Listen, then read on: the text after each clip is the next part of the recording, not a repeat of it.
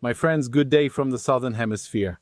Today we're going to talk about Ubisoft, or rather the collapse of Ubisoft. So everyone knows this French company. Basically, they make video games. They're a video game studio. And today, something extremely serious happened. They were supposed to announce their half-year results, and believe it or not, shortly before announcing these results, they made a U-turn, changed their minds, and decided that, after careful consideration, they wouldn't announce the results. So we can easily imagine that these are extremely disastrous results. I don't know any company that hides good results. Last year, in the previous semester, they were already deep in the red, and so now, today, we're in the same situation. Actually, another thing they did was ask Euronext, the European Stock Exchange, to stop trading their shares. So today the stock is frozen, you can't buy or sell it. And the reason they're doing this is because, look, if they had announced disastrous results, even worse than what the market expected. Because sometimes, in the stock market, you'd be surprised. Sometimes you have a company that announces results that seem disastrous to you, but at the end of the day, you see the price goes back up. Why? Because they're less disastrous than what the market expected, because a lot of things are already priced into the stock price. So if, for example, a company, everyone expects it to lose 100 million, that loss is already in the stock price. It's not news. If the company announces a $100 million loss, the stock likely won't move much. If we expect it to lose 100 million, but it loses 150, we sometimes realize we didn't punish enough, and the opposite happens too.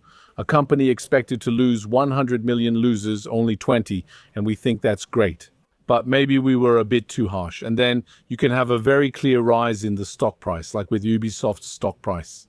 If you look since 2021, it has lost more than 90% of its value, a complete collapse.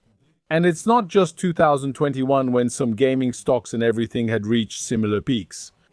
2021, remember COVID? Zoom stocks soared as everyone worked remotely. I haven't checked lately, but they've likely dropped since. Stocks of lots of delivery companies, for example, home improvement, all that. There was this economy that had been boosted, but afterwards there was a very strong correction.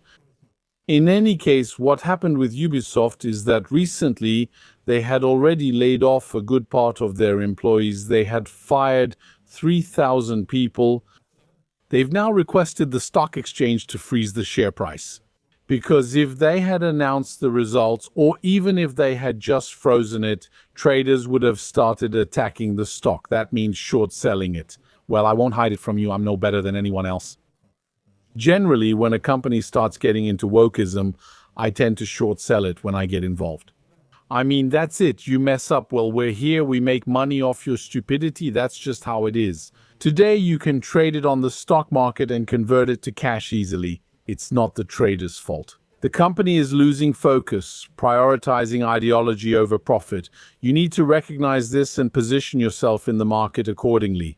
And so, since they're afraid that the traders will wipe them out and they'll end up with junk stock. As they say, when a stock starts trading in cents, well, what did they do?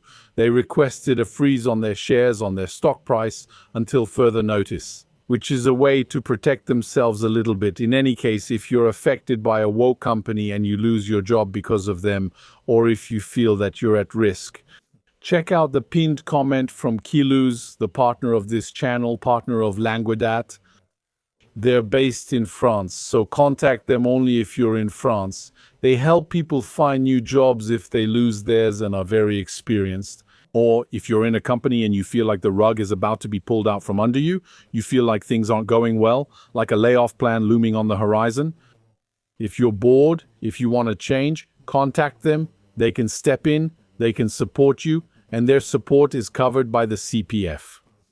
My training account under certain conditions. The pinned link. So, I was saying that the problem with companies that go into wokeism is that they're no longer there to make money, but they're there to take an ideological stance. But when you see the mechanism, I'll tell you how it works. The mechanism is that often, in order to get subsidies or funding from certain organizations, they're required to display their credentials. They don't have a choice.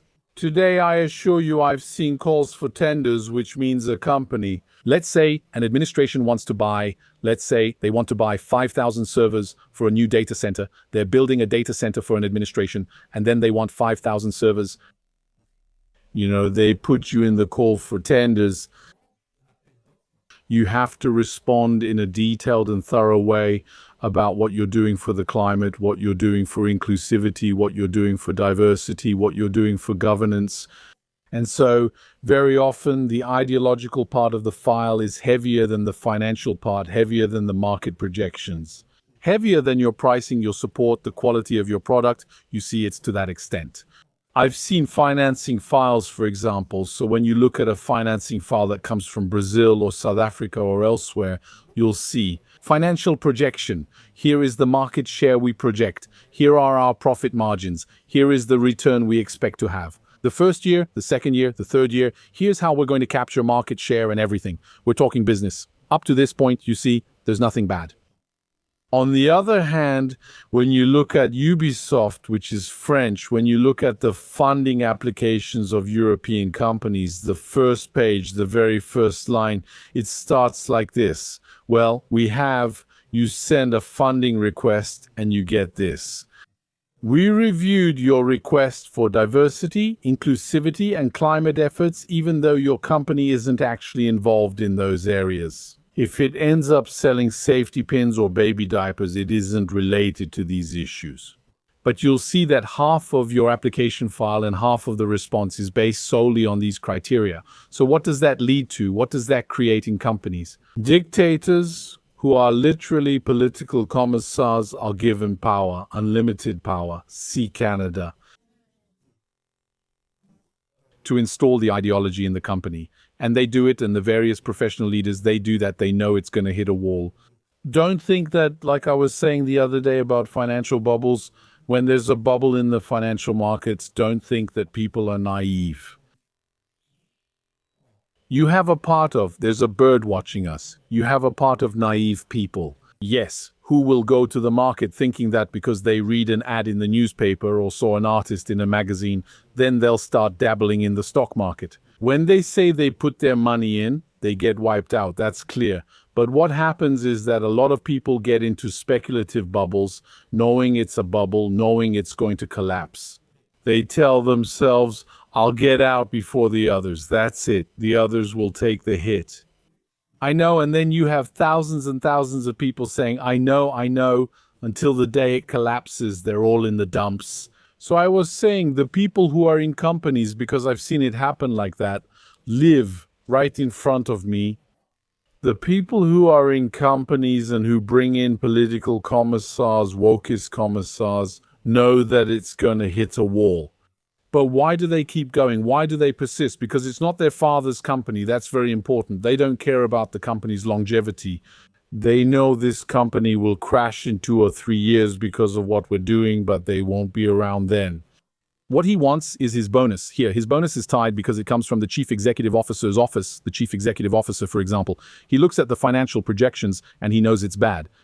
And then, there you go, his chief financial officer tells him, listen, I'm talking with people from a certain investment fund. I'm talking about grants that are coming from Canada, etc. But they want us to show diversity, inclusivity, and all that. If we do that, we get money. He says, it's becoming a priority. Within the next 12 months, I want the company to become environmental, social, and governance compliant. He's going to grab the directors, the vice presidents, the managers, all of them, and tell them 12 months. We want Guy walk easy, or else you're fired. So we're tying your bonus, that's it. We're tying your incentive to the company's environmental, social, and governance score. So you know it's going to crash, but you don't care.